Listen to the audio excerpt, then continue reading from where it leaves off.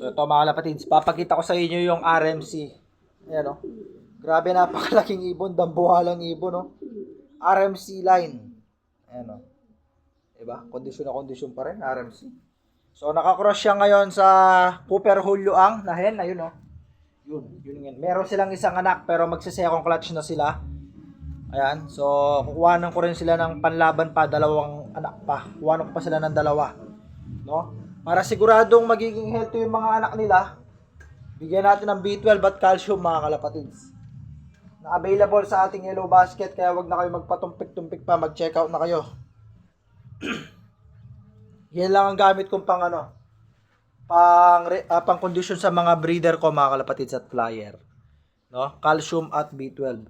Kahit magtanong pa kayo sa ibang loft na champion, gumagamit din sila niyan, pula puti, di ba? Cheap pero effective, ika nga nila.